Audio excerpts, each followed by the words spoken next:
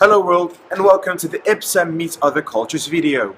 We, the students of the Rotterdam Business School, the Business Faculty of the Rotterdam University of Applied Sciences, are proud to present this video to you.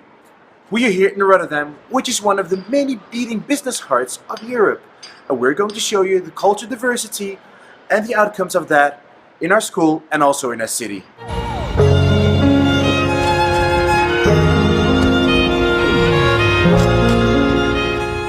Our city has 178 different nationalities living here that we could use to develop our understanding for other cultures.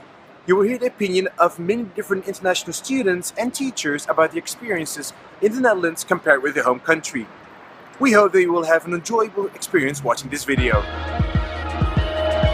When people think about the Netherlands, the first thing that comes to their minds are windmills, cheese, and wooden shoes. However, most people are unaware of the fact that the Netherlands has a lot of history and culture to offer. Rotterdam was bombed down during the Second World War and had to be rebuilt from the ground up. There were only 3 buildings remaining after the bombing, and that is why, in contrast to many other Dutch cities, Rotterdam is such a modern city filled with lots of modern architecture and skyscrapers. Due to the vast cultural diversity in Rotterdam, the city has a lot to offer, such as various bars, restaurants, and shops from all around the world. You can find anything here, but most importantly, not forget that Rotterdam has one of the biggest ports in the world, so there are many opportunities for you to learn about imports and exports.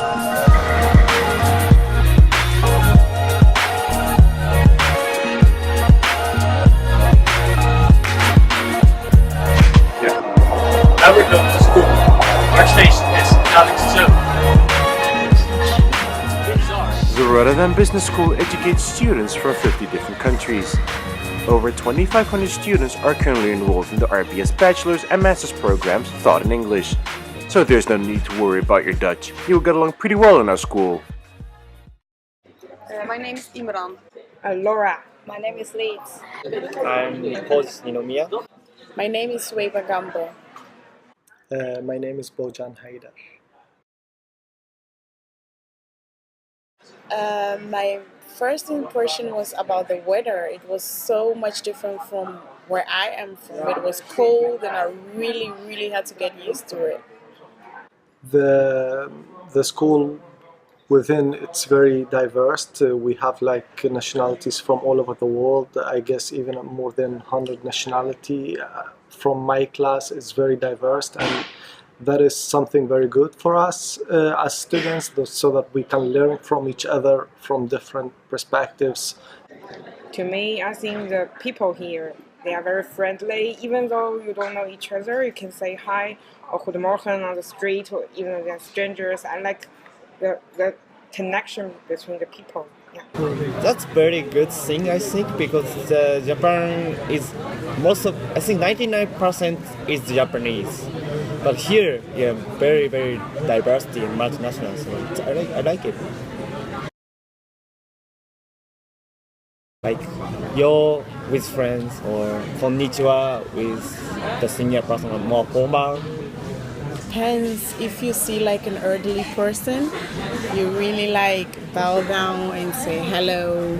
But it depends where you are. When you are mostly in the villages, it's like you really have to bow down and say hello to the people. But now you can say hello, but with respect, it's different from meeting up with your friends. With your friends, it's just like, hi, how are you doing? But with older people, it's much with respect. You would say Assalamu alaikum. And nice to meet you. Nice to meet you. Forza Saida. Usually we say merhaba. Merhaba. Is hello. Okay. And but mostly if we greet, it's like just kissing with girls. Cultural differences in a meeting. Yes, I can. I know examples about that. I've got examples from meetings with colleagues as well as meetings with students. For instance, if we're in a plenary meeting with all colleagues, then there are some colleagues that are really outspoken, that really dare and speak up, and some colleagues that sit back and hardly ever add anything if we're there in a plenary meeting. So I think that, of course, has to do with personality, but also with culture, because the people with the... Okay. Yeah, if you don't keep the date or time, the waiter, the people who are waiting is very disgusted about you, so it must be important. Well, in my culture,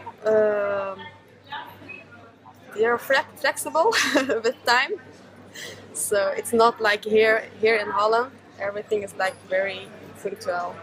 At time, 8 o'clock is 8 o'clock, but not in the Turkish culture. Not. It's like around that time. Because sometimes we have group assignment, we need to discussion, but some group members, they are not here, and we are kind of, okay, we have to wait. It is kind of waste he or her time and also waste our time. So I think, yeah, it's important. The lectures here is like in Ghana, we really listen to the teacher. It's all about the teacher, what the teacher is saying. But here you kind of like, although the teacher is talking, you kind of have something to say as well. It's not about what the teacher says, but also what you think about the subject. So that's the difference that I can actually say.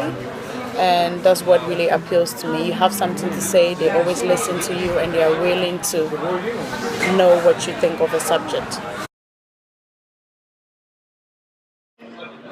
For me, it's dim sum and seafood in my hometown because Guangzhou is located nearby the sea, and the seafood there is really cheap there. So lahmacun, everybody knows that.